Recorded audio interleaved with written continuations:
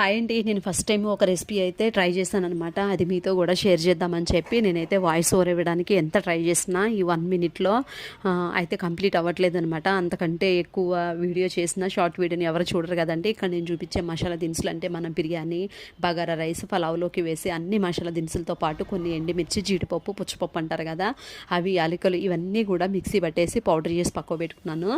ఇంక ఇక్కడ నేనైతే క్లియర్గా చూపిస్తున్నాను చూడండి. టమాటోస్ని అయితే ప్యూరీ చేసి పెట్టుకోవాలి. తర్వాత మిల్ మేకర్ని వాష్ చేసేసి ఉప్పు, కారం, పసుపు వేసేసి కలిపాకు పెట్టేసుకోవాలి. ఆనియన్స్ని సన్నగా తరుక్కొని వాటిని ఆయిల్లో ఫ్రై చేసిన తర్వాత అవి పుదీనా, కొత్తిమీర, పెరుగు ఇవన్నీ కలిపి పేస్ట్ లాగా మిక్సీ పట్టేసుకోవాలండి. ఇంక తర్వాత ఆయిల్లోకి చిన్నగా కట్ చేసి పెట్టుకున్న ఉల్లిపాయలు, పచ్చిమిర్చి అవి ఫ్రై అయిన తర్వాత ఇంకా 1 బై 1 మిల్ మేకర్ని ఉప్పు, కారం, పసుపు అవి వేసి కలిపెట్టుకున్నాం కదా, వాటిని కూడా ఫ్రై చేసిన తర్వాత ఇవన్నీ 1 బై 1 అయితే యాడ్ చేసుకోవాలండి. నేను యాక్చువల్గా ఇది షార్ట్ వీడియో కిందే తీసాను. లాంగ్ వీడియో తీసినా పోయేదే అనిపించింది నాకు. ఇది చెప్పడానికి ఎంత ట్రై చేసినా కూడా అవ్వట్లేదు అనమాట. ఇంకా నేను ఇక్కడ వీడియోలో చూపిస్తున్నట్టు మీరైతే ఫాలో అయిపోండి. అర్థం కాకపోతే నెక్స్ట్ టైం ఇంకెప్పుడన్నా ట్రై చేస్తాను. ఇది బగారా రైస్లోకి, చపాతీల్లోకి చాలా అంటే చాలా బాగుంది టేస్ట్.